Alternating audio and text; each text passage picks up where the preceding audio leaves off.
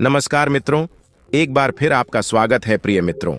आज फिर एक नई कहानी, एक नया वीडियो लेकर के हम हाजिर हुए हैं। आज की जो कहानी है, आज का जो प्रसंग है, यह बड़ा ही ज्ञानवर्धक है, बड़ा ही मोटिवेशनल है। प्रिय मित्रों, कर्मों के फल से कोई नहीं बच सकता। यह एक अटल सत्य है जिसे लगभग सभी ने सुना होगा। लेकिन क्या आप जानते हैं कि हमारे कर्म हमारे जीवन में किस प्रकार अपना हिसाब बराबर करते हैं? चलिए इस कहानी के माध्यम से इसे समझते हैं। इस कहानी में हमारे साथ अंत तक बने रहें, क्योंकि आधा अधूरा ज्ञान विष के समान होता है। तो बिना समय गंवाए कहानी शुरू करते हैं। एक गांव में एक वृद्धा रहती थी। उसकी 3 बहुएं और 3 बेटे थे। वृद्धा मां अत्यंत धार्मिक स्वभाव की थी और प्रतिदिन पूजा पाठ में व्यस्त रहती थी। वह प्रातःकाल उठकर गंगा स्नान करने जाती और भगवान विष्णु तथा माता लक्ष्मी की पूजा करती। विशेष रूप से कार्तिक मास में वह स्नान और पूजा का खास ध्यान रखती। इस दौरान वह माखन, मिश्रित दही और तुलसी के पत्तों का भोग भगवान को चढ़ाती थी। इसके बाद वह प्रसाद अपने पड़ोसियों में बांटती। गांव के लोग उसकी आस्था और भक्ति का बहुत आदर करते थे। वृद्धा मां का नियम था कि वह कार्तिक पूर्णिमा के दिन गंगा स्नान के लिए विशेष रूप से जाती और भगवान के लिए भोग तैयार करती। लेकिन उसकी 3 बहुएं इन बातों से खुश नहीं थीं। वे अक्सर उसकी भक्ति का मजाक बनाती और प्रसाद लेने से मना कर देती। उनका कहना था, इसमें तुलसी के पत्ते हैं, हम इसे नहीं खा सकते, ये सब दिखावा है। ये सुनकर वृद्धा मां का दिल टूट जाता, लेकिन वह चुपचाप अपनी पूजा में लगी रहती। वृद्धा मां का पति कुछ समय पहले ही स्वर्गवासी हो चुका था और अब वह अकेली थी। उसके बेटे भी अपनी पत्नियों के कहने में आकर उससे दूरी बना चुके थे। अब वह केवल अपने पूजा पाठ में ध्यान लगाती और पड़ोसियों में प्रसाद वितरित करती। लेकिन उसकी 3 बहुओं को यह सब बहुत बुरा लगता था। वे सोचती, यह सास हमेशा पूजा पाठ में लगी रहती है, अनाज बर्बाद करती है, पंडितों को बुलाती है और दान पुण्य में पैसे खर्च करती है। अगर यह मर जाए तो अच्छा होगा, कम से कम यह खर्चा तो बचेगा। वृद्धा मां ने अपने 3 बेटों को बड़े प्यार से पाला था। उसने और उसके पति ने मिलकर उनकी परवरिश की थी। लेकिन जब उसे अपने बेटों की सबसे ज्यादा आवश्यकता थी, तब उन्होंने उससे मुंह मोड़ लिया। वृद्धा मां दिन रात भगवान से प्रार्थना करती और अपने बच्चों के लिए आंसू बहाती। वह सोचती, हे भगवान, मैंने कभी किसी का बुरा नहीं चाहा, फिर मेरे साथ ऐसा क्यों हो रहा है? एक दिन वृद्धा मां भगवान विष्णु और माता लक्ष्मी के सामने बैठी प्रार्थना कर रही थी। उसकी आंखों में आंसू थे और वह कह रही थी, हे भगवान, मुझे इस दुख से मुक्ति दिलाओ, मेरे बच्चों का भला करो और उन्हें सही मार्ग दिखाओ। वृद्धा मां ने अपने पूजा पाठ और दान पुण्य के नियमों को कभी नहीं छोड़ा। लेकिन उसकी 3 बहुओं ने यह ठान लिया था कि वे अब इस घर में नहीं रहेंगी।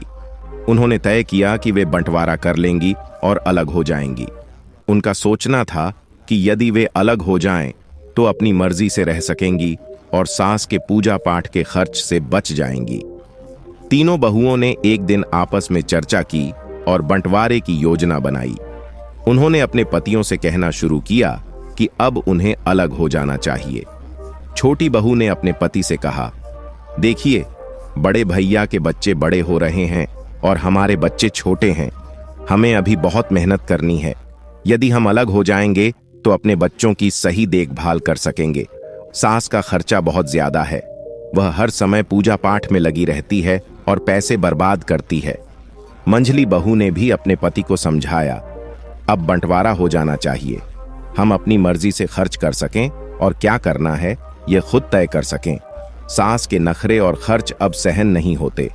हमें अलग रहकर अपने बच्चों की भलाई के लिए काम करना है। बड़ी बहू ने भी अपने पति से यही बात कही। बच्चे बड़े हो रहे हैं, कल उनकी शादी ब्याह करनी है। यदि हम ऐसे ही पैसे कमाते रहें और सास के खर्चे उठाते रहें तो हमारे बच्चों का भविष्य सुरक्षित कैसे होगा?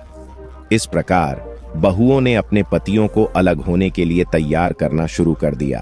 तो अंततः 3 बहुओं ने अपने अपने पतियों को समझा बुझाकर उनके मन में बंटवारे का विचार डाल दिया।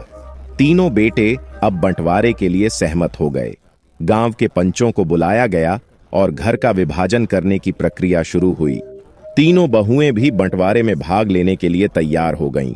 गांव के पंचों ने घर को 4 हिस्सों में बांटा, 3 हिस्से बेटों के लिए और 1 हिस्सा वृद्धा मां के लिए। घर का सारा सामान भी 4 बराबर हिस्सों में बांटा गया।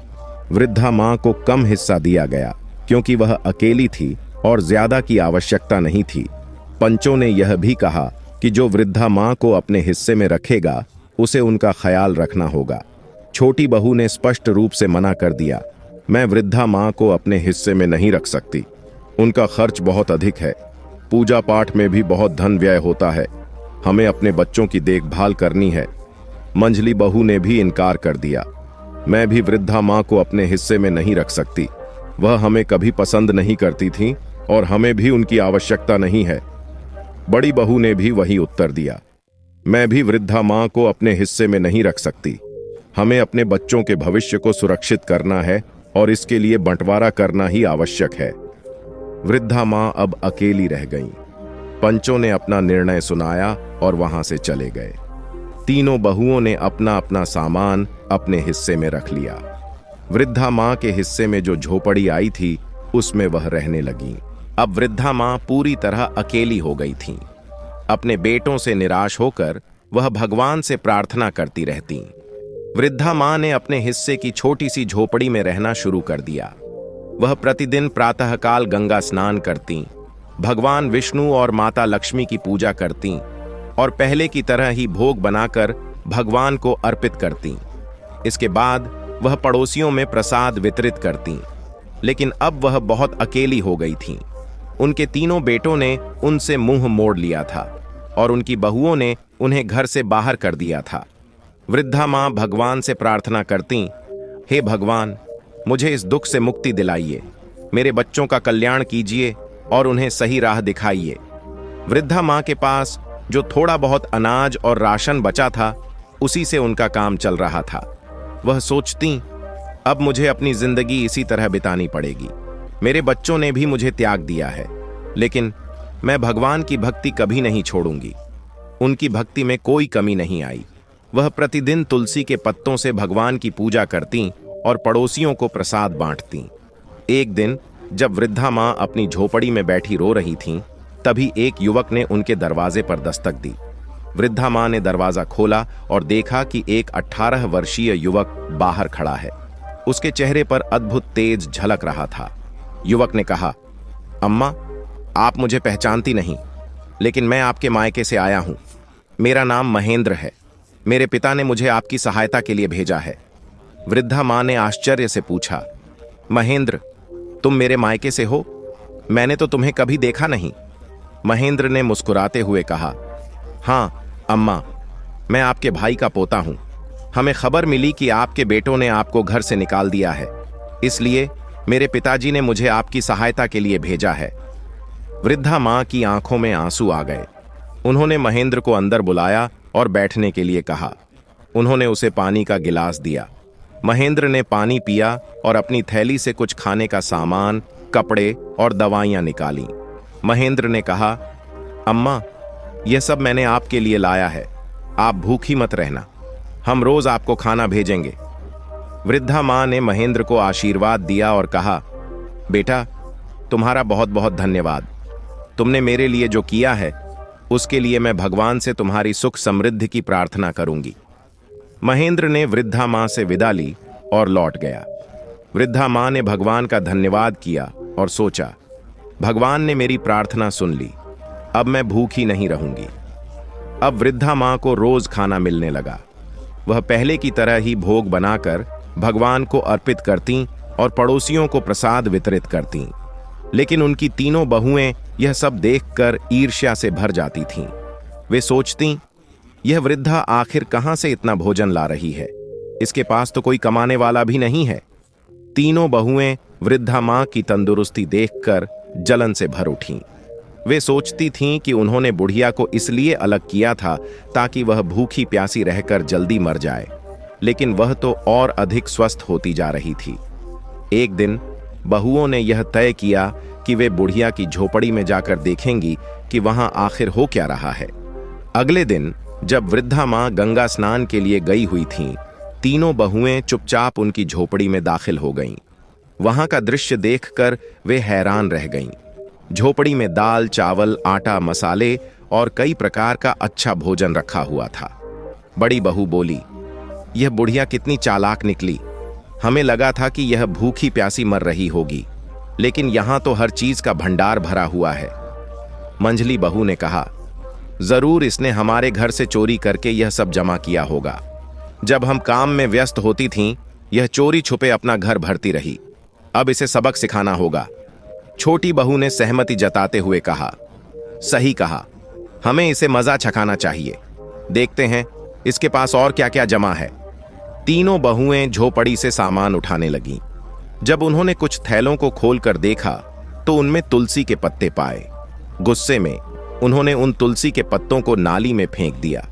यह देखकर उनका गुस्सा और बढ़ गया और वे सामान लेकर बाहर जाने लगीं।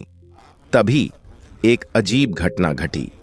तीनों बहुओं ने देखा कि उनके हाथ और पैर धीरे धीरे कुत्ते के पंजों में बदलने लगे। वे डर के मारे जोर जोर से चिल्लाने लगीं, लेकिन कोई उनकी सहायता नहीं कर सका। कुछ ही देर में तीनों बहुएं कुतिया बन गईं।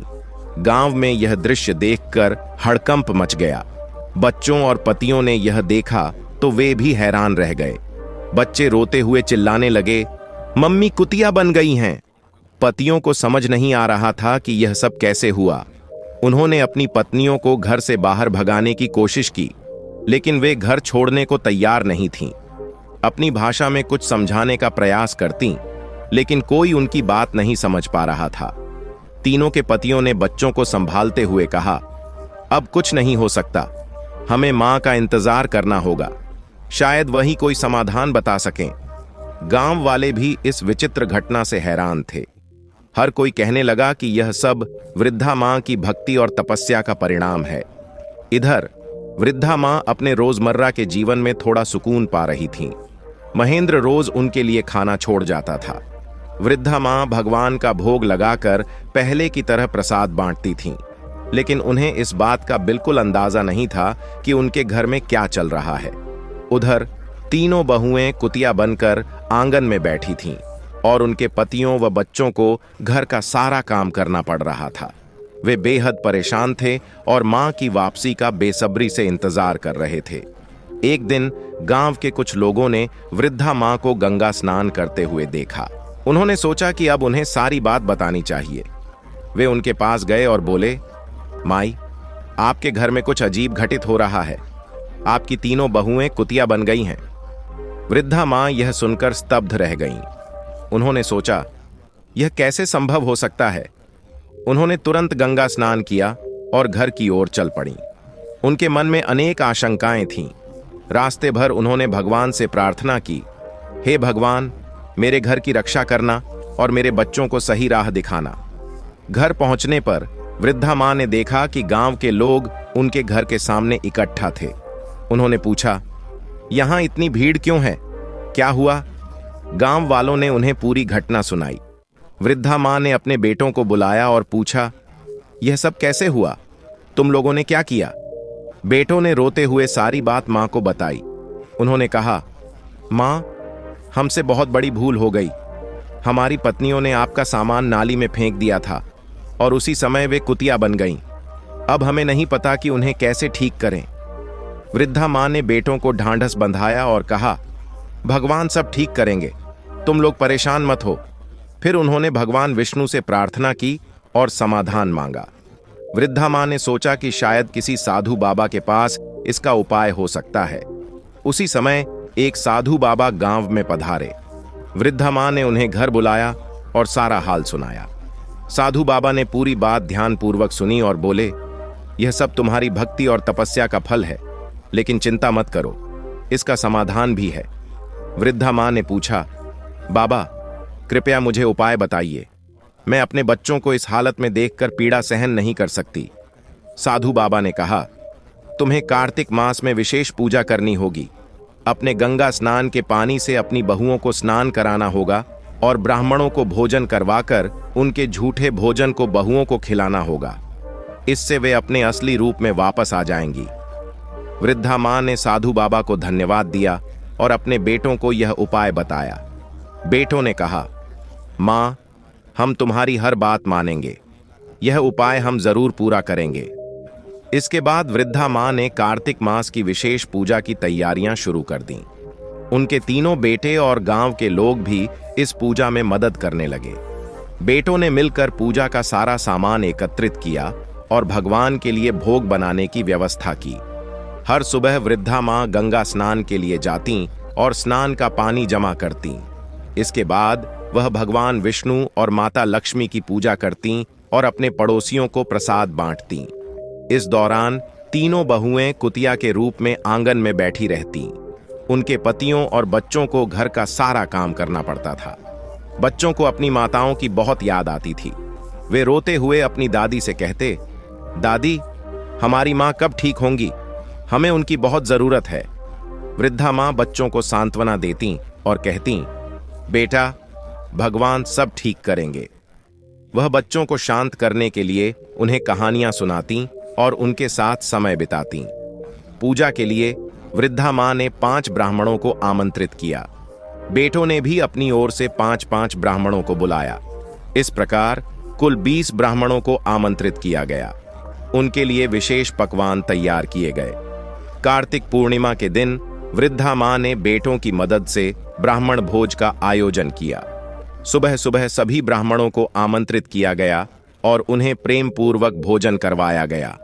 भोजन के बाद वृद्धा मां ने ब्राह्मणों के चरण स्पर्श किए और भगवान से प्रार्थना की, हे प्रभु, मेरी बहुओं को उनके वास्तविक रूप में वापस लाओ। मेरी तपस्या का फल उन्हें प्राप्त हो। ब्राह्मणों ने तृप्त होकर भोजन किया और वृद्धा मां को आशीर्वाद दिया। उन्होंने कहा, माई, तुम्हारी भक्ति और पूजा सफल होगी। भगवान तुम्हारी प्रार्थना अवश्य सुनेंगे। भोजन के पश्चात वृद्धा मां ने तीनों बहुओं को बुलाया। कुतिया बनी तीनों बहुएं उनके पास आईं। वृद्धा मां ने उनके सामने भगवान का भोग रखा और ब्राह्मणों के झूठे भोजन को बड़े प्रेम से खिलाया। इसके बाद उन्होंने उनके ऊपर गंगा जल छिड़का और स्नान के पानी से स्नान कराया। जैसे ही गंगा जल और स्नान का पानी बहुओं पर पड़ा, वे धीरे धीरे अपने वास्तविक रूप में लौटने लगीं। उनके चेहरों पर पछतावे के आंसू थे। तीनों बहुएं वृद्धा मां के चरणों में गिर पड़ीं और रोते हुए बोलीं, मां, हमें क्षमा कर दो। हमने आपके साथ बहुत बुरा व्यवहार किया। हमें हमारे कर्मों की सजा मिल गई है। अब हम आपको कभी कोई कष्ट नहीं देंगे और हमेशा आपकी सेवा करेंगे। वृद्धा मां ने उन्हें गले लगाया और कहा, बेटा, भगवान ने तुम्हें माफ कर दिया है। अब तुम्हें भी अपने कर्मों को सुधारने का मौका मिला है। यह कहानी हमें सिखाती है कि हमारे कर्मों का फल हमें अवश्य मिलता है। अच्छे कर्म हमें सकारात्मक परिणाम देते हैं, जबकि बुरे कर्म नकारात्मक प्रभाव डालते हैं। इसलिए हमें सदैव अच्छे कर्म करने चाहिए और अपने जीवन को सही दिशा में ले जाना चाहिए। तो प्रिय भक्तों, इस कथा के विषय में आपके क्या विचार हैं? कृपया अपनी राय कमेंट बॉक्स में प्रस्तुत करें। चलिए मित्रों, चलते हैं एक और कहानी की ओर। एक विशाल जंगल था जिसमें ढेर सारे पशु पक्षी और जानवर रहते थे। इस जंगल में विभिन्न प्रकार की वनस्पतियां थीं। जब इन पौधों में फूल खिलते तो पूरा जंगल सुगंधित हो उठता। यहाँ फल भी बहुतायत में होते थे। पक्षी इन फलों और फूलों से अपना पेट भरते थे। फिर भी कुछ बड़े जानवर छोटे जानवरों का शिकार करते थे। यह जंगल एक न्यायप्रिय राजा के राज्य में था और इसलिए मनुष्य यहाँ शिकार करने नहीं आते थे। कभी कभी राजा राजकाज से ऊबकर घोड़े पर सवार होकर यहाँ आता और नदी के किनारे बैठकर प्राकृतिक सौंदर्य का आनंद लेता था।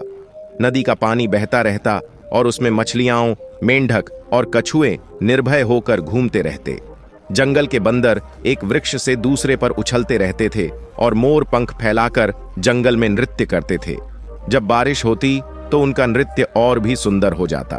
पक्षियों का मधुर कलरव वातावरण को और भी मोहक बना देता था। इस जंगल में गरुड़ भी रहते थे जो सांपों और अन्य छोटे जीवों को शिकार बनाकर खाते थे। समय के साथ जब जंगल में जीवों की संख्या घटने लगी तो गरुड़ दूसरे जंगल में चले गए और केवल एक युगल ही बचा था। कुछ समय पहले गरुड़ी ने 2 बच्चों को जन्म दिया था, लेकिन पिछले अनुभवों से वे डर रहे थे। पहले 4 बार जब उन्हें बच्चे हुए थे, जंगल में आग लगी थी और उनके बच्चे दावाग्नि में जलकर मर गए थे। इस बार वे तय कर चुके थे कि चाहे जो हो, वे अपने बच्चों को नहीं छोड़ेंगे। वे उन्हें दाना पानी दे रहे थे और जंगल में फिर से आग लग गई। पशु पक्षी जान बचाने के लिए इधर उधर भागने लगे। सभी जानवर जंगल छोड़कर भाग गए, लेकिन गरुड़ और गरुड़ी और उनके बच्चे ही शेष रहे। गरुड़ ने गरुड़ी से कहा, चलो हम भी यहां से भाग चलें। लेकिन गरुड़ी ने कहा, तुम पागल हो, बच्चों को छोड़कर हम कैसे जा सकते हैं? पहले की तरह इन बच्चों को आग में जलने देना मुझे ठीक नहीं लगता। गरुड़ ने कहा, गरुड़ी, तुम्हें समझ नहीं आता। देखो, जंगल में कोई नहीं बचा है, सिर्फ हम ही हैं। ऐसे वक्त में हमें अपना जीवन बचाना चाहिए। गरुड़ी बोली, क्या तुम सच में ऐसा सोचते हो? हम बच्चों को छोड़कर भाग जाएं तो वो क्या करेंगे? गरुड़ ने कहा, तुम नाहक हट कर रही हो। आग यहां नजदीक आ रही है। अब सोचने का समय नहीं है। अगर हम जिंदा रहेंगे तो बच्चों को पाल लेंगे, लेकिन अगर हम ही नहीं बचेंगे तो बच्चों का क्या होगा? गरुड़ी ने गुस्से में कहा, तुम निर्लज्ज हो। क्या तुम्हें जरा भी शर्म नहीं आती? हमारे पहले बच्चों की तरह ये भी जलकर मरेंगे और तुम यही चाहते हो? आग अब बहुत नजदीक आ चुकी थी। गरुड़ ने कहा, तुम मेरी बात नहीं मान रही हो। मैं यहां नहीं रुक सकता। मैं चाहता हूं कि जीऊं। तुम चाहे जो करो, मैं चला। गरुड़ी बोली, स्वामी, मत जाओ। मुझे अकेला छोड़कर आप कैसे जा सकते हो? मैं एक अबला हूं, बच्चों को मैं कैसे बचा सकती हूं? गरुड़ ने कहा, अगर तुम नहीं चलना चाहती तो तुम यहीं रहो और बच्चों के साथ जलकर मर जाओ। मैं नहीं रुक सकता। आखिरकार गरुड़ बच्चों और गरुड़ी को छोड़कर वहां से चला गया। गरुड़ी रोने लगी और बच्चे भी उसके साथ रोने लगे। लेकिन गरुड़ी ने ठान लिया कि चाहे उसे जलकर मरना पड़े, वह बच्चों को नहीं छोड़ेगी। आग नजदीक आ चुकी थी, लेकिन गरुड़ी ने सोचा कि शायद वह बच्चों को बचाने का कोई तरीका निकाल सकेगी। गरुड़ी ने दूर एक चंदन के जंगल को देखा और बच्चों को एक एक करके वहां सुरक्षित स्थान पर रखा। फिर उसने चारों ओर पत्तियां हटाकर साफ किया। पास में एक नदी थी जहां पानी का झरना बहता था। वह झरने में अपनी पंखें भिगोकर आई और बच्चों के पास रखकर आग बुझाने की कोशिश करने लगी। वह पंखों से आग को बुझाती और बच्चों की सुरक्षा करती। गरुड़ी ने लगातार नदी में पंखों को भिगोकर पानी लाकर दावानल को बुझाने की कोशिश की।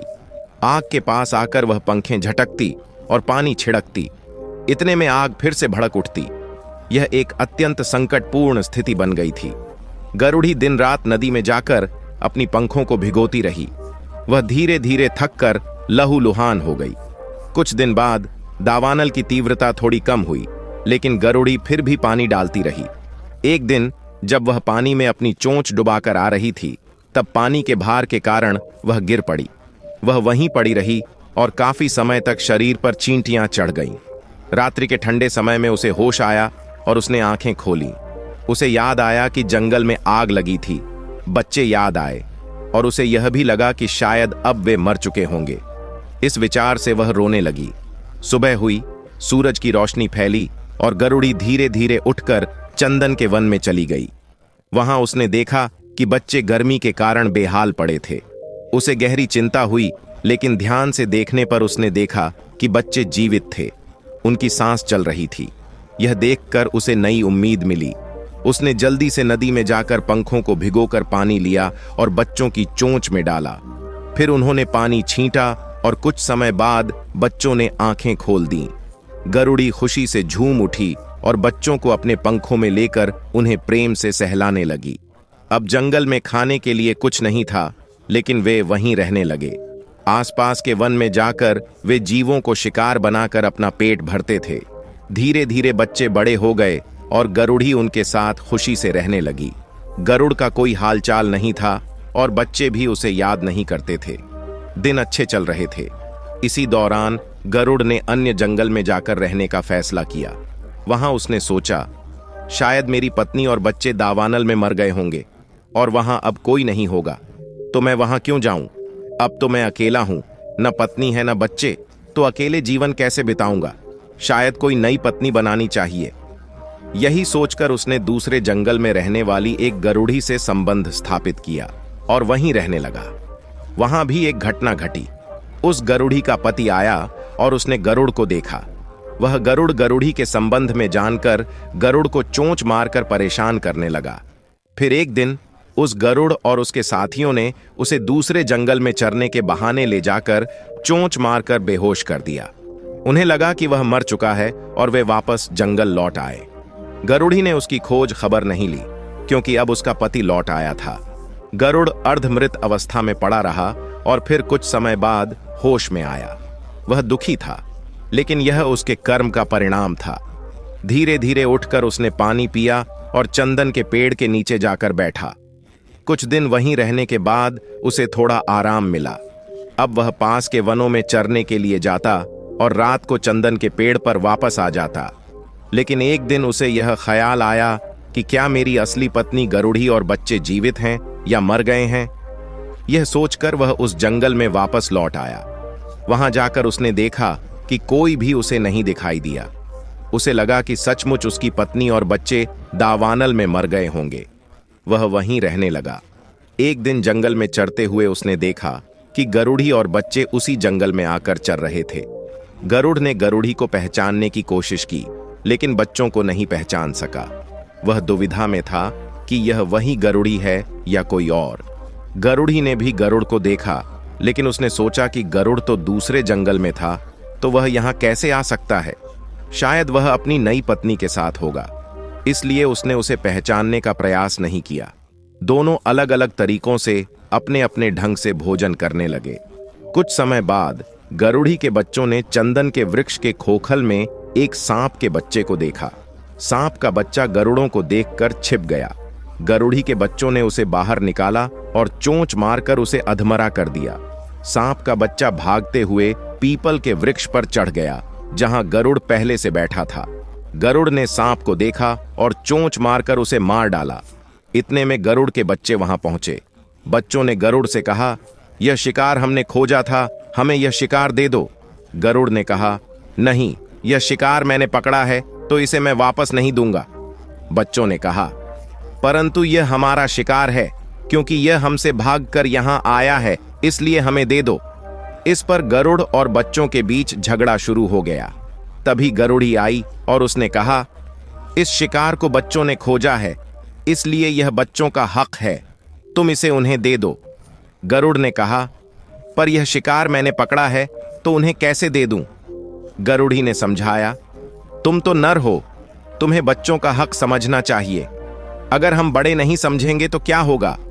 गरुड़ ने कहा, मैं नहीं दूंगा, तुम्हें जो करना हो करो, पर यह शिकार मैं नहीं दूंगा। गरुड़ी ने गुस्से में कहा, तुम नर लोग एक जैसे होते हो। पहले तो बच्चों का पिता उन्हें छोड़कर भाग गया और अब तुम उनका शिकार भी नहीं देते। गरुड़ ने पूछा, इन बच्चों का पिता कहां गया? गरुड़ी ने पूरी बात सुनाई कि कैसे वह जंगल छोड़कर भाग गया था। यह सुनकर गरुड़ खुश हो गया। उसे लगा कि उसके विचार गलत थे और वे सभी मरे नहीं बल्कि जीवित हैं। उसने कहा, तुम्हारा पति तो मैं ही हूं। गरुड़ी ने कहा, तुम मेरे पति नहीं हो, तुम तो अलग ही दिखते हो। गरुड़ और गरुड़ी की बात चल ही रही थी कि तभी बच्चों ने शिकार लेकर भागना शुरू कर दिया। गरुड़ ने अपनी सारी बातें गरुड़ी से कह दी, लेकिन गरुड़ी ने कहा, भले ही तुम पहले मेरे पति थे, अब तुम मेरे पति नहीं रहे। अगर तुम मेरे पति होते तो हमें दावानल में छोड़कर नहीं भागते। तुम मेरे पति नहीं हो और इन बच्चों के पिता भी नहीं हो। अब हमारे बीच कोई रिश्ता नहीं है। यह कहकर गरुड़ी बच्चों को लेकर चंदन वन में चली गई। गरुड़ वहीं पास में रात भर रहा और अगले दिन फिर से गरुड़ी के पास गया। बच्चे इधर उधर खेल रहे थे और गरुड़ ने बच्चों के पास जाकर उन्हें लाड किया, लेकिन बच्चे उसे देखकर डर कर भागने लगे। गरुड़ी ने कहा, तुम्हें यहां आने की जरूरत नहीं है, तुम मेरे पति नहीं हो। गरुड़ ने कहा, मैं ही तुम्हारा पति हूं, तुम क्यों नहीं समझती?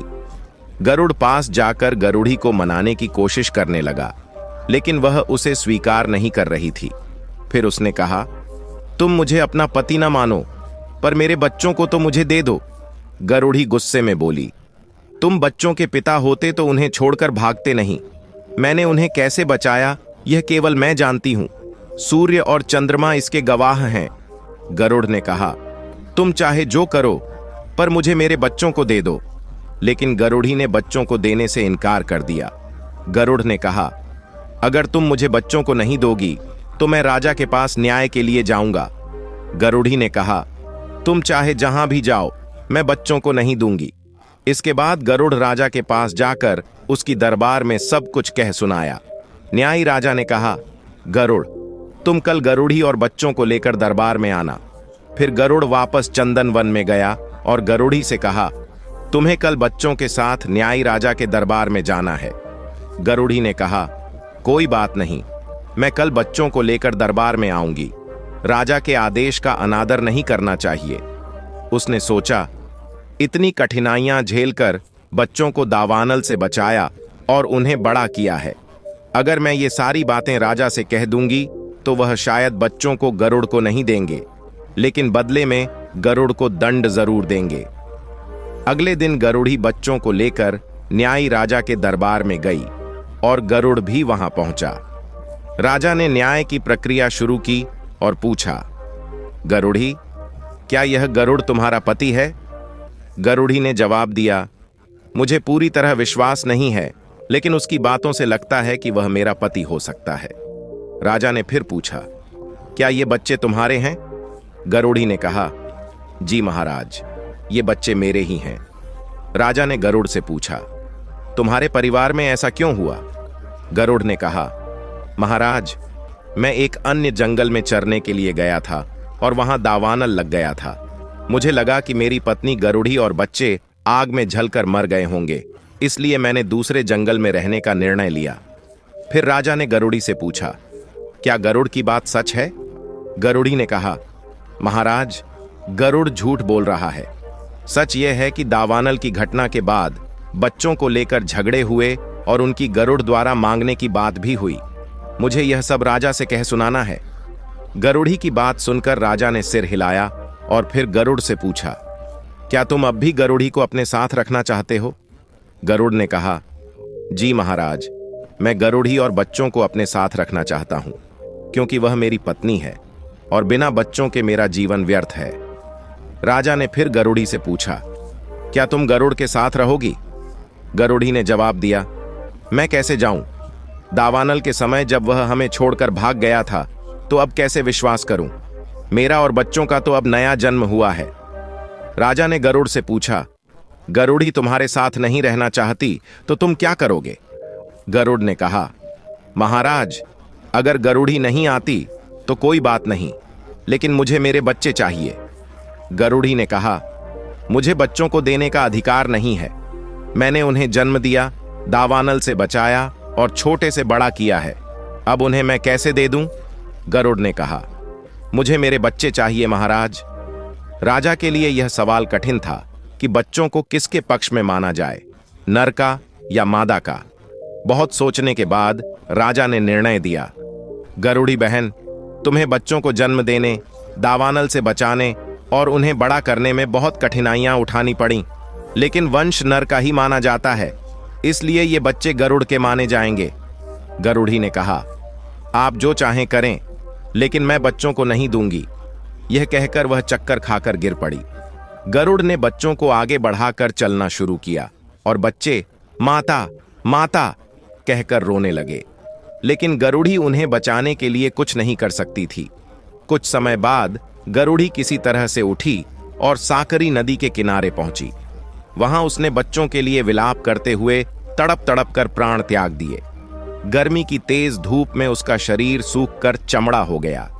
न्यायी राजा के राज्य में एक बढ़ई रहता था। उसकी पत्नी मासिक धर्म में आई थी। कुछ दिनों बाद उसने स्नान किया और स्वच्छ हुई। 2 दिन बाद वह साकरी नदी के किनारे पानी भरने गई और वहां उसने गरुड़ी का सूखा हुआ शरीर देखा। उसने लकड़ी से उसे हटाया और उसमें से उठती हुई वाष्प उसकी नाक और मुंह में चली गई। वह पानी लेकर घर लौट आई और कुछ दिनों बाद गर्भवती हो गई। 9 मास और 9 महीने बाद उसने एक बेटी को जन्म दिया। वह लड़की बढ़ई की पत्नी की मदद करने लगी। लकड़ी लाती, पानी भरती, रसोई बनाती और घर के अन्य काम करती। राजा की 7 घोड़ियां थीं। जिन्हें उसने सेना के लिए उपयोग में लिया था। बढ़ई के पास एक ही घोड़ा था जो राजा की घोड़ियों के साथ चरने आता था। एक दिन घोड़ा घोड़ियों के साथ संबंध बनाने में संतुष्ट हुआ और घोड़ियां गर्भवती हो गईं। गर्भ का पूरा विकास होने के बाद घोड़ियां बछेड़ों को जन्म देती हैं और राजा को यह खबर मिलते ही वह बहुत खुश होते हैं। एक दिन बढ़ई के बाड़े में घोड़ियां बछेड़ों के साथ चर रही थीं और उसमें बढ़ई का घोड़ा भी शामिल था। यह दृश्य देखकर बढ़ई की बेटी बहुत खुश हो गई। उसने अपने पिता को बुलाया और घोड़ियों तथा बछेड़ों को दिखाते हुए पूछा, ये बछेड़े किसके हैं? बढ़ई ने जवाब दिया, बेटा, ये घोड़ियां और बछेड़े राजा के हैं। लड़की बोली, लेकिन यह घोड़ा तो हमारा है। बढ़ई ने कहा, हाँ, यह घोड़ा हमारा है। हमारे घोड़े ने घोड़ियों के साथ संबंध किया, इसलिए इन घोड़ियों ने गर्भ धारण किया और ये बछेड़े पैदा हुए। लड़की ने कहा, तो ये बछेड़े हमारे ही गिने जाएंगे। बढ़ई ने कहा, हाँ, यह सच है कि ये बछेड़े हमारे हैं, क्योंकि ये हमारे घोड़े की संतान हैं। लेकिन हमें राजा के बारे में नहीं सोचना चाहिए। बड़ी बातें बड़े लोगों के लिए होती हैं, हम छोटे लोग क्यों बात करें? लड़की ने कहा, लेकिन पिताजी, हम कहाँ बड़ी बात कर रहे हैं? जिस वंश के ये बछेड़े हैं वे ही इन्हें अपना मानते हैं। लड़की बहुत खुश हो गई और बछेड़ों और घोड़े को हाँक कर तबेले में बंद कर दिया। शाम को घोड़ियां राजा के महल में आईं, लेकिन बछेड़े उनके साथ नहीं थे, तो वे बछेड़ों को ढूंढने लगीं। घोड़े की देखभाल करने वाला व्यक्ति बछेड़ों की तलाश में निकला और उन्हें बढ़ई के तबेले में बंद पाया। वह बढ़ई के पास गया और कहा, बढ़ई, इन बछेड़ों को छोड़ दो, ये राजा के बछेड़े हैं। बढ़ई ने बछेड़ों के बंद दरवाजे को खोला, लेकिन लड़की ने उसे रोक लिया। नहीं, ये राजा के नहीं हैं, फिर क्यों दें? बढ़ई ने लड़की को समझाया, लेकिन वह नहीं मानी और बछेड़ों को नहीं दिया। बढ़ई ने कहा, बेटा, राजा के आदमी बछेड़े लेने आए हैं, तो हमें इन्हें दे देना चाहिए। लड़की ने कहा, लेकिन क्यों देना? ये तो हमारे घोड़े के वंश के हैं, राजा को इन्हें नहीं देना चाहिए। राजा के आदमी ने यह पूरी बात राजा से कही और राजा ने बढ़ई को बुलवाया। राजा ने पूछा, बढ़ई, तुम्हारे तबेले में मेरे बछेड़े बंद हैं, उन्हें क्यों नहीं छोड़ते? बढ़ई ने कहा, महाराज, ये बछेड़े तो मेरी बेटी ने बंद किए हैं, उसे वे पसंद आए हैं, इसलिए उसने उन्हें रखा है। राजा ने कहा, लेकिन वे बछेड़े तो मेरे हैं, तुम जानते हो ना, तुम इन्हें छोड़ दो। बढ़ई ने कहा, मैंने कई बार समझाया है, लेकिन वह नहीं मानती। राजा ने आदेश दिया कि सिपाहियों के साथ बढ़ई के घर जाएं और लड़की को धमकाकर बछेड़े ले आएं। सिपाही बढ़ई के घर गए और उन्होंने लड़की को धमकाया, लेकिन वह नहीं मानी। फिर राजा ने आदेश दिया, कल दरबार में लड़की को बुलाओ। दूसरे दिन दरबार में लड़की को बुलाया गया। उसने बछेड़ों को दरबार में ले आकर उन्हें बाहर बांध दिया और खुद सभा में बैठ गई। राजा ने पूछा, तू ही वह पागल लड़की है? लड़की ने कहा, महाराज, आप मुझे पागल क्यों कह रहे हैं? राजा ने कहा, पागल नहीं तो क्या कहूं, राजा के बछेड़ों को अपने घर बांध रखा है और जब उन्हें लेने आए तो भी नहीं दी। लड़की बोली, बछेड़े मुझे बहुत अच्छे लगे, इसलिए मैंने उन्हें रखा, इसमें क्या गलत है? राजा ने कहा, लेकिन बछेड़े तो मेरे थे, तुम्हें यह नहीं पता? लड़की ने कहा, महाराज, ये बछेड़े तो हमारे हैं, इसलिए मैंने इन्हें रखा था। राजा को गुस्सा आ गया और उसने कहा, क्या तुम्हारा दिमाग ठीक है? ये बछेड़े मेरे हैं और तुम ऐसी बात कर रही हो? लड़की बोली, महाराज, मैं सच कह रही हूं, ये बछेड़े हमारे हैं। राजा ने कहा, तू पागल हो गई है, ये बछेड़े मेरी घोड़ियों ने जन्मे हैं, तो तेरे बछेड़े कैसे हो गए? लड़की ने कहा, महाराज, भले ही आपकी घोड़ियों ने जन्म दिया हो, लेकिन उनका वंश तो हमारा है। हमारे घोड़े के साथ ही इन घोड़ियों ने संबंध किया था, तो वंश तो हमारा ही हुआ। राजा ने कहा, क्या ऐसा होता है? घोड़ी के साथ घोड़ा संबंध बनाए और बछेड़े उसके मालिक के हो जाएं? लड़की ने कहा, वाह, न्यायी राजा, आपका अभिनंदन है। आपका न्याय तो हर बार बदलता है महाराज, कभी कैसा न्याय, कभी कैसा। अगर पशु पक्षियों को आपके इस न्याय का पता होता तो वे यहां कभी नहीं रहते। राजा ने पूछा, लड़की, तुझे क्या हो गया है? तुझे कहां अन्याय हुआ है? लड़की बोली, महाराज, याद कीजिए, आज से 15 साल पहले की बात है, जब एक गरुड़ और गरुड़ी आपके पास बच्चे नर के हैं या मादा के इस मुद्दे पर न्याय लेने आए थे। आपने उन्हें क्या न्याय दिया था? राजा सोचने लगे और अचानक उन्हें सब याद आ गया। लड़की ने कहा, महाराज, उस गरुड़ी ने अपने बच्चों को कैसे पाला, ये वही जानती है। जब दावानल लगी थी तो गरुड़ अपने बच्चों को बचाने के बजाय उन्हें छोड़कर भाग गया था। बाद में बच्चों को मांगने पर गरुड़ी ने उन्हें नहीं दिए।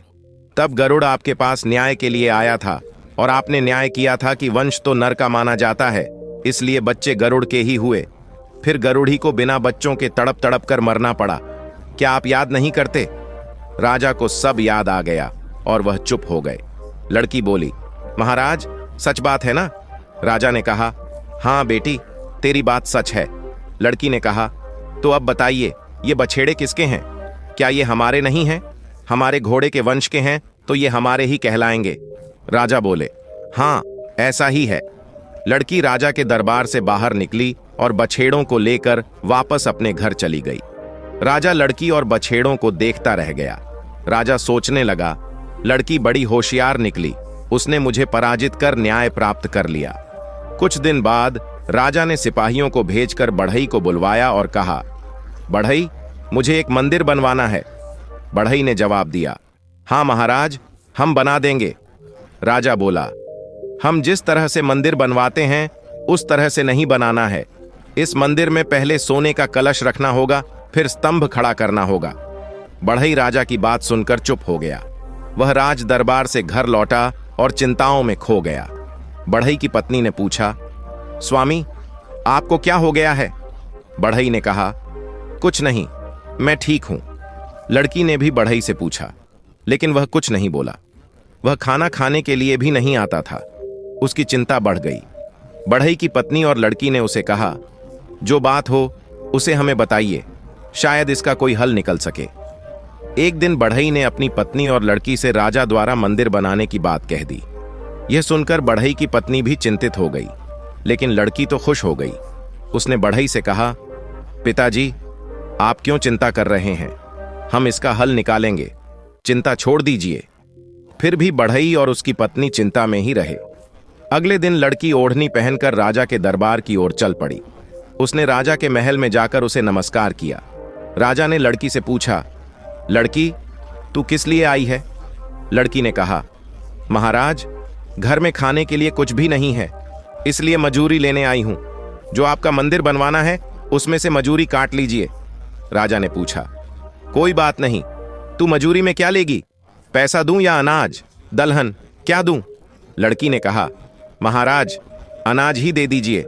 राजा बोला, अनाज में क्या लोगी? कोदों, सावाओं, धान, ज्वार, बाजरा, क्या लेगी? लड़की ने कहा, महाराज, मुझे सांवा की मजूरी दीजिए। राजा ने अपने नौकर को बुलाया और कहा, इस लड़की को सावां की मजूरी एक मपना भर कर दे दो। नौकर लड़की को गोदाम में लेकर गया। वहां लड़की ने मजूरी लेने के लिए अपनी ओढ़नी फैलाई। नौकर ने तगाड़ी में से सावां निकालकर मपना भरने लगा, लेकिन लड़की ने उसे रोका और कहा, क्या तुम मुझे मजूरी देने वाले हो? नौकर ने कहा, तो और कौन देगा? राजा देंगे।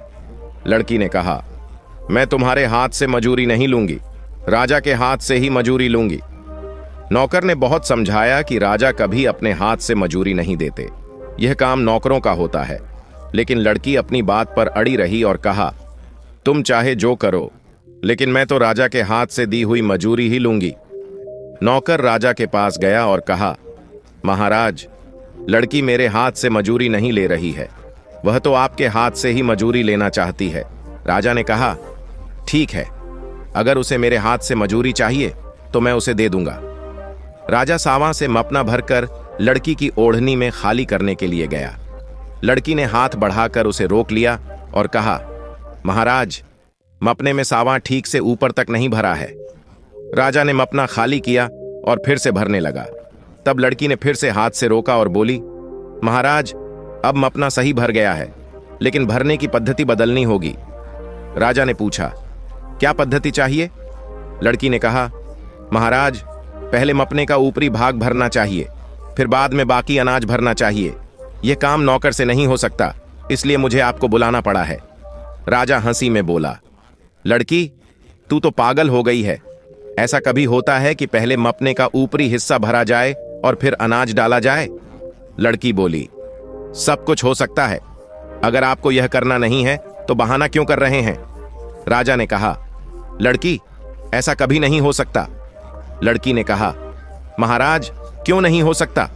यह तरीका आपने ही खोजा है और आपसे यह नहीं हो सकेगा। ऐसा कैसे हो सकता है? राजा ने पूछा, क्या तरीका? लड़की ने कहा, महाराज, मेरे पिताजी बढ़ई हैं और उन्होंने मंदिर बनाने का काम शुरू किया था। आपने उनसे कहा था कि पहले मंदिर पर कलश रखना है, फिर पायों का निर्माण करना है। क्या कभी ऐसा होता है? राजा हंसी में बोला, लड़की, तू सचमुच समझदार है। तू जीत गई और मैं हार गया। अब तू अपने पिता से कह दे कि वह चिंता न करें। तुम्हारी बेटी बहुत होशियार है, उसने राजा के सारे कूट हल कर दिए हैं। लड़की घर वापस आई और राजा से जुड़ी सभी बातें अपने माता पिता को सुनाई। वे सब बहुत खुश हुए।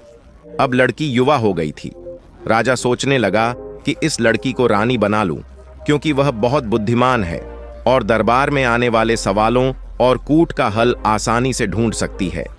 राजा ने बढ़ई से अपनी बेटी से विवाह करने की इच्छा जताई। बढ़ई ने कहा, महाराज, हम गरीब आदमी हैं, आप तो राजा हैं। हमारे और आपके रहन सहन में बहुत अंतर है। आपके महल में रहने वाली लड़की हमारे झोंपड़े में कैसे रह पाएगी? ऐसा रिश्ता संभव नहीं है। आप इस विचार को छोड़ दीजिए। राजा ने बढ़ई की बात मानी नहीं और कहा, चाहे जो भी हो, मैं आपकी लड़की से ही विवाह करूंगा। बढ़ई घर लौट आया और राजा के साथ हुई सारी बातें अपनी पत्नी और लड़की से साझा की। लड़की ने इसे नकारा और कहा, पिताजी, आप चिंता मत कीजिए, इसका समाधान हम निकाल लेंगे। अगले दिन लड़की राजा के महल गई और उससे बोली, महाराज, मैं आपसे विवाह करूंगी, लेकिन इसके पहले मुझे जो कहूंगी आपको वैसा करना होगा। राजा ने कहा, ठीक है, तुम जो कहोगी मैं वैसा ही करूंगा। लड़की ने राजा से कहा, महाराज, यह आपका महल है। इसके मुख्य दरवाजे के पास एक चौकोर दरवाजा बनवाइए। उसकी दीवार बनाकर उसमें तुलसी का पौधा लगवाइए। उस पौधे को पीले कपड़े से ढककर उसके पास धूप, अगरबत्ती और दिया रखवाइए। ध्यान रखें कि दिए में तेल कभी खत्म ना हो। फिर रात को वहां खाट बिछाकर सो जाइए। राजा ने लड़की की बात मानी और उसके कहे अनुसार तैयारी की। शाम को वह खाट बिछाकर सो गया। रात्रि के 2 प्रहर बीतने के बाद मध्य रात्रि में राजा की खाट आकाश में उड़ने लगी और वह स्वर्ग में पहुंचा। वहां राजा ने देखा कि उसके माता पिता सोने के हिंडोले पर बैठे हैं और उनका आसन डोलते हुए गिरने वाला था।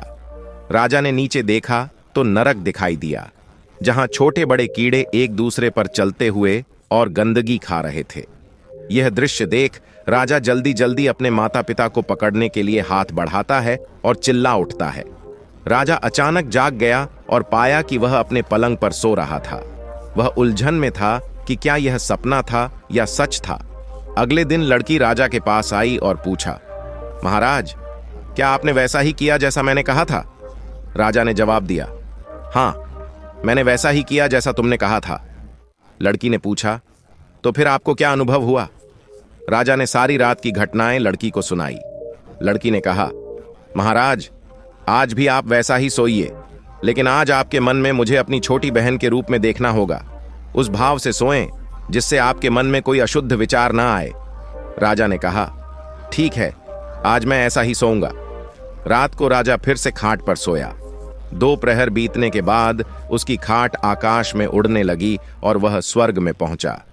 वहां राजा ने देखा कि उसके माता पिता स्वर्ग में झूले पर झूल रहे हैं और पान खा रहे हैं। आसपास फूलों से सजा बागीचा था, जिसकी खुशबू राजा को महसूस हो रही थी। यह दृश्य देखकर राजा आनंदित हो गया। फिर अचानक वह जागा और पाया कि वह अपनी खाट पर महल के आंगन में ही सो रहा था। सुबह लड़की राजा के पास आई और पूछा, महाराज, रात को क्या अनुभव हुआ? राजा ने उसे सभी अनुभव बताए। लड़की ने कहा, महाराज, पहली रात जब आपने मेरे प्रति पत्नी जैसा भाव रखा तो आपने स्वप्न में अपने माता पिता को दुखी होते हुए देखा। स्वर्ग में वे गिरते हुए नरक में जा रहे थे, क्योंकि उस समय आपका मन अशुद्ध था। लेकिन दूसरे दिन जब आपने मुझे अपनी छोटी बहन के रूप में देखा तो वही पवित्र भाव था। इसीलिए स्वर्ग में आपके माता पिता आनंदित और सुखी थे। क्योंकि आपके मन में कोई गंदा विचार नहीं था। महाराज, आप मेरे साथ विवाह नहीं करेंगे, क्योंकि यदि आप ऐसा करेंगे तो आपके माता पिता दुखी होंगे। राजा ने लड़की की बात मानी। उसने समझ लिया कि बढ़ई की बेटी उसकी छोटी बहन के समान है। राजा ने बढ़ई और उसकी पत्नी को सम्मानपूर्वक महल में बुलाया और उन्हें अपने माता पिता के समान आदर दिया। फिर राजा ने सबका साथ लेकर प्रजा के कल्याण के लिए काम करना शुरू किया। यह कहानी न केवल साहस, संघर्ष और न्याय की जटिलता को उजागर करती है, बल्कि यह भी सिखाती है कि जीवन में सही निर्णय लेना और पवित्र भावनाओं को बनाए रखना कितना महत्वपूर्ण है। गरुड़ और गरुड़ी की कहानी हमें यह समझाती है कि त्याग और जिम्मेदारी से बड़ा कुछ नहीं। बच्चों की सुरक्षा और उनके लिए बलिदान करना माता पिता का सबसे बड़ा धर्म है। वहीं न्यायी राजा के निर्णयों और बढ़ई की बेटी की बुद्धिमत्ता यह सिखाती है कि सही सोच और ईमानदारी के साथ कोई भी कठिन परिस्थिति का समाधान किया जा सकता है। तो प्रिय भक्तों, इस कथा के विषय में आपके क्या विचार हैं? कृपया अपनी राय कमेंट बॉक्स में प्रस्तुत करें। तो मित्रों, आशा करते हैं आपको यह कथा अवश्य ही पसंद आई होगी। अगर आपको यह कथा पसंद आई है तो इस वीडियो को लाइक करिए, और अगर आप सभी लोग हमारे चैनल पर नए हैं तो हमारे चैनल दिव्य ज्ञान सागर को अवश्य सब्सक्राइब करें।